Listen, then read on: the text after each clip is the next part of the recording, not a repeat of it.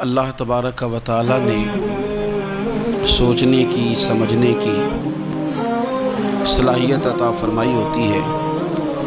کچھ لوگوں کو مالک کریم اپنے فضل کے ساتھ علم کی دولت عطا کرتا ہے۔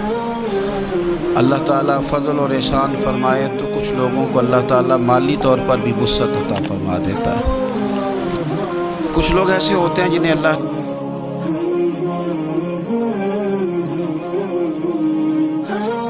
تعالیٰ قوت اور طاقت عطا کرتا ہے، کچھ کو حسن و جمال کی نعمت سے بہرہور فرماتا ہے، لیکن یہ سارا کچھ اللہ کی عطا ہے۔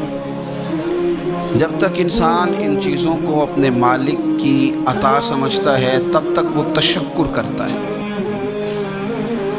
تب تک وہ عاجزی میں رہتا ہے، اور جب وہ سمجھ لیتا ہے نا کہ معاذ اللہ یہ چیزیں میرا حق تھیں، میری ملکیت ہیں، مجھے ملنی ہی چاہیے تھیں، اور میں دیکھو ممتاز ہوں کسی وجہ سے ان چیزوں میں، پھر وہ عجب میں مبتلا ہو جاتا ہے، خود پسندی میں مبتلا ہو جاتا ہے۔ پھر نہ صرف یہ کہ وہ ناشکری کرتا ہے بلکہ بہت سارے مقامات پر وہ اپنے رب کریم کی معاذ اللہ نافرمانی بھی کر جاتا ہے۔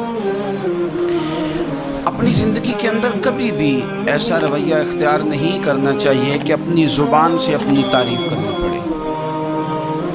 اہل خیر پر کبھی یہ نوبت نہیں آتی کہ انہیں خود سے بتانا پڑے کہ میں بڑا نیک ہوں، میں نمازی ہوں، میں عبادت گزار ہوں، میں سخی ہوں۔ خود انہیں اظہار کرنا پڑے۔ دیکھیے، اگر آپ کے اندر کوئی خیر پائی جا رہی ہے تو اس کا اجر بندوں سے تو لینا نہیں، اجر تو اللہ کی بارگاہ سے حاصل کرنا۔ تو پھر بجائے اس کے کہ انسان اپنی نیکیاں گننی شروع کرے، انسان اپنی خوبیوں پر اترانا شروع کرے، انسان اپنی خیر کے کام بتانا شروع کرے، کیا یہ اچھا نہیں کہ وہ قبولیت کی دعا کرے؟ کیا یہ بہتر نہیں کہ وہ عرض کرے مالک جو میں نے تیری بارگاہ میں نذرانہ پیش کیا ہے تو اسے قبول ہی فرما؟ بجائے اس کے کہ وہ تکبر میں آئے، اسے اللہ تعالیٰ کی خفیہ تدبیر سے ڈرنا چاہیے۔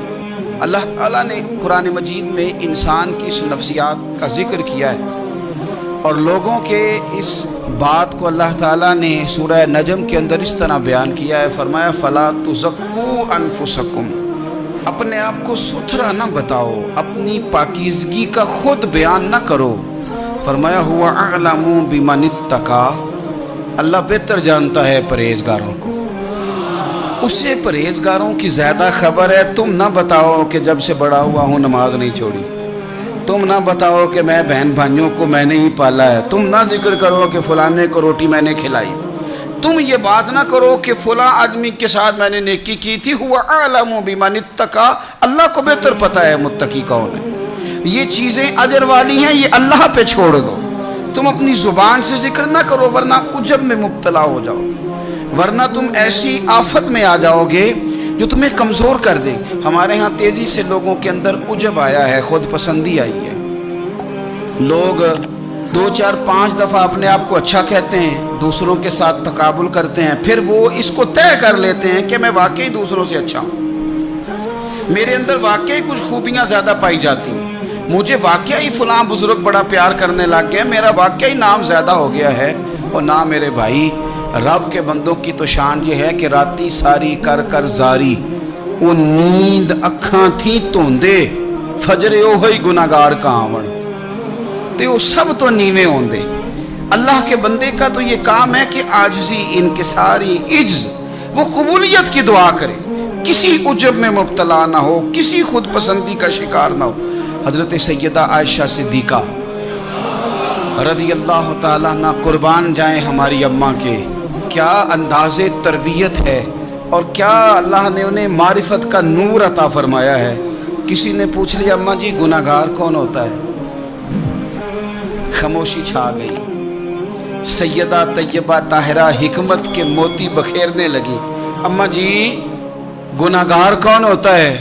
تو فرمانے لگی وہی تو گناہگار ہوتا ہے جو اپنے آپ کو نیکوکار سمجھتا ہے، جس نے طے کر لیا نا میں نیک آدمی ہوں، پرہیزگار آدمی ہوں، میں بڑا اچھا ہوں، نمازی ہوں، حاجی ہوں، صوفی ہوں، درویش ہوں، حلال کماتا ہوں۔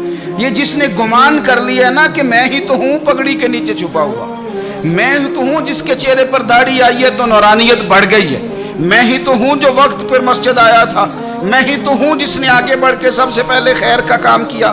فرمایا جس نے کہا نا میں نیک ہوں وہی تو ہے جس نے گناہ گاری کو قبول کر لیا ہے۔ تو میرے بھائی کبھی بھی کسی بھی مقام پر خود پسندی کا شکار نہ ہو، خود پسندی کا۔ ایک تو اپنی رائے کو کبھی آخری رائے نہ سمجھیں۔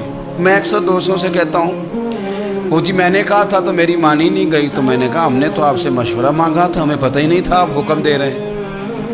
تو مشورے کی بات ہو رہی تھی، یہ تو پتہ ہی نہیں تھا کہ جناب جو ہیں وہ کہتے ہیں مستند ہے میرا فرمایا ہوا، مشورہ دیں۔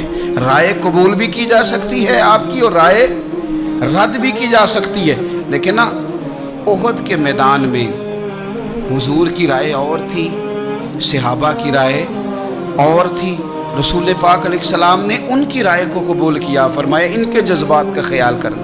آپ مہربانی کریں اتنی خود پسندی کا شکار نہ ہوں کہ جو میں نے کہہ دیا ہے تو میری مانی نہیں گئی لہذا سب غلط ہے۔ آپ دوسرے کو موقع دیں۔